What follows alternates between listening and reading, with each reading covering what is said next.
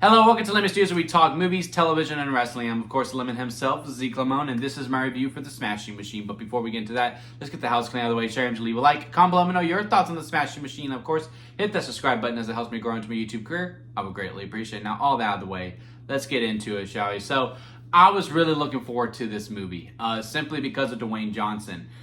Just because he was going to play a role that we really haven't ever seen him in before. Typically, with his movies, especially recently, it's always been a certain type, right? Like, the ongoing joke is he's always in a jungle. There is this meme where, they put 4 different stills from 4 different movies, but he's basically wearing the same thing. He's in the same exterior.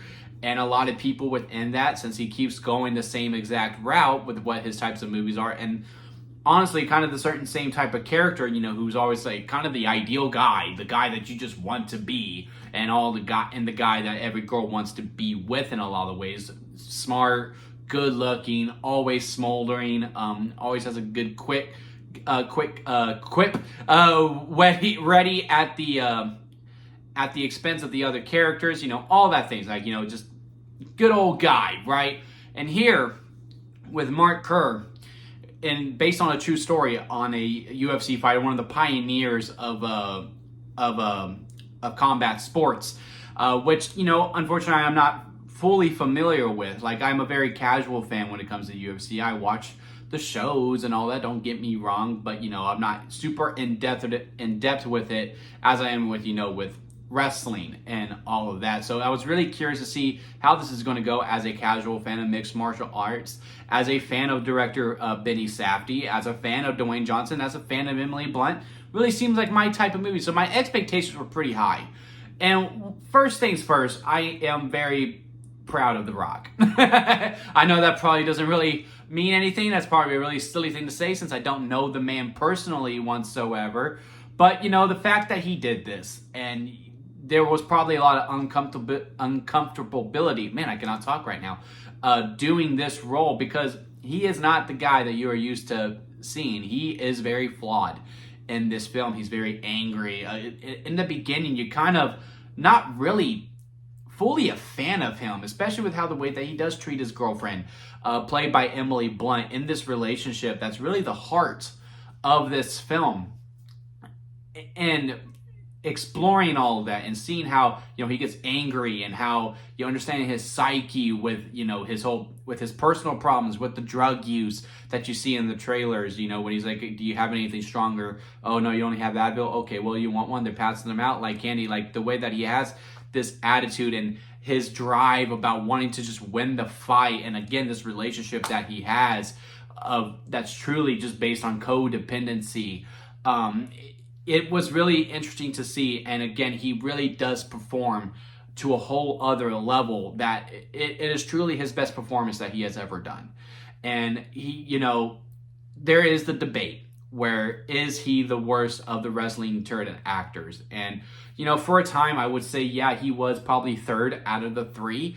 And this one, I think it does get him back up there to where he was number 1. Is this the one where he shuts everyone up? No, but that's just a testament to the wrestlers turned actors, Batista, John Cena, and Dwayne. They're all very good in their own way, and it's kind of silly to rank them in a lot of ways after this performance in any way, because they're all just really smashing it in their own ways. Batista, who we all thought might have been the first to be nominated for an Oscar due to his acting credibility.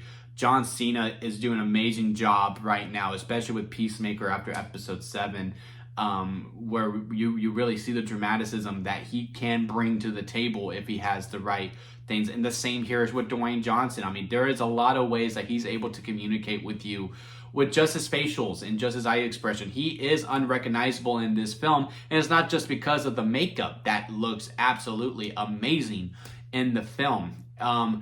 My problems with this film, however, because again, it did not reach the heights that I wanted. And I don't know if it was this relationship, which was the intent of it. And for the most part, it's what we really focus on within the film. Is that, look, love is love, right? You don't understand a relationship. You can go, man, how can this couple be together? Because all they do is this and all they do is that. You don't understand a relationship unless you're in that relationship and you understand that dichotomy. I completely get it. And as someone who's been single for, over 5 years, well, over, or is it at 5 years? It's within 5 years. I know that. What the hell do I know? But the way that this relationship is portrayed and the constant on and off, it was a little frustrating for me while watching it. And I will say overall within the whole aspect of the film, and again, that's probably the intent. I am probably supposed to be frustrated with them, like, guys, y'all probably are not compatible. Y'all need to move on. So I digress that, but as a viewer, I did not enjoy myself watching that. And also with the other problems that he has when it comes to the drug use, his drive for winning, where he can't comprehend losing. Like, there is a scene early on where they go, so what if you lose? I can't answer that. I just don't. I cannot understand that thought process of losing whatsoever. I just felt like I got the cliff notes of it. I didn't feel like we really dove deep into it enough. Like, the drug use is only really within the beginning of the film, maybe the first 15 minutes of it, and then after that we kind of just move on. We didn't really completely dig into that struggle that he has. It's very prevalent throughout the film, don't get me wrong, but actually living within it to understand why it's so bad for him, because again, he is so presentable. He seems like the nicest of guys, but behind closed doors, he is kind of a different person.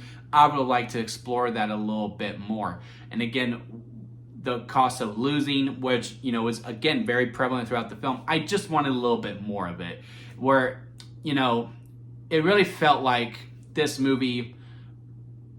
It's like a corn dog. Walk with me a little bit here. But when you have a corn dog and you put it in the oven or you put it in the air fryer or preferably in the oven, the corn dog is going to be amazing. I'm probably going to have one after this because now I'm hungry. The corn dog is amazing when you put it in the oven. There's nothing like it. But if you put it in the microwave, it's still good. But it would have been better if you would have just been more patient and let it cook a little bit longer, if you would have just put it in the oven as opposed to, hey, here's just 2 minutes within the microwave. And that's kind of how I felt like when it came to this movie, when it came to the other problems within it. The movie's only 2 hours long. I would have been fine with 2 hours and 30 minutes. I mean, in this movie, it literally says this movie takes place from 1997 through 1999 or 2000, I believe. One or the other. And, we start off in 97, and I'm like, okay, yeah, so this is the rise, this is the beginning.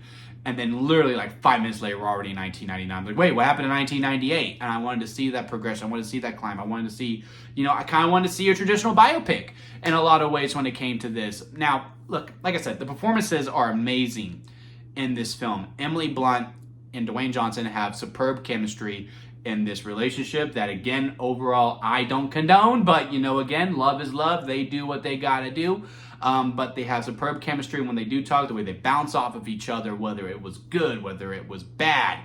Dwayne Johnson is in a completely transformative performance, and it's not just because of the makeup. He really is someone that you've never seen him before, where I do think, yeah, if you want to nominate him, nominate him. Granted, we have 2 months left of films where, yes, the Oscar season is going to be much more serious. We are in that transition from, the regular season's dying out, the summer season. Now it's time for the dramas to come out to see who is truly the best of the best.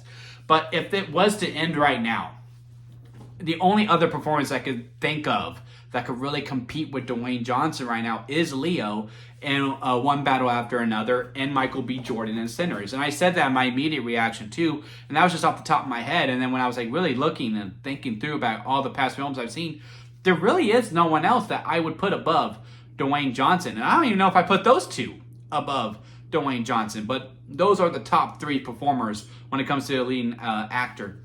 Emily Blunt, I think she should be nominated for Best Supporting Actress as well. I said she should win. Now, there might be some other competition. I am blanking on the names again, but there were some other performances that were pretty good, but I think she is worthy of the top 5 for sure.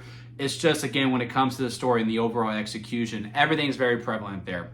The drug use and the overcoming of that is present. Don't get me wrong. I just felt like it was overall the Cliff Notes version of it. Same with this drive for winning, who cannot understand losing whatsoever. Again, felt like I got the clip notes of it. This relationship, the main core of the film, I would say, and while frustrating, which I do think it was the intent, just as a viewer, it just really wasn't fully my cup of tea. So yeah, if you want to head out to the theater, go see it. If I had to rank this on the lemon scale, where it goes sour lemon, expired store-bought lemonade, store-bought lemonade, lemonade in the middle, hey, it's a movie. Freshly squeezed lemonade, very good, minor problems, and strawberry lemonade at the very top.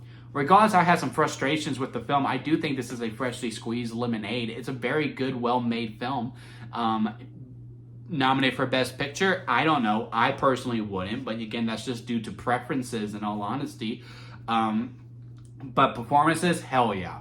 Up there for sure. Absolutely.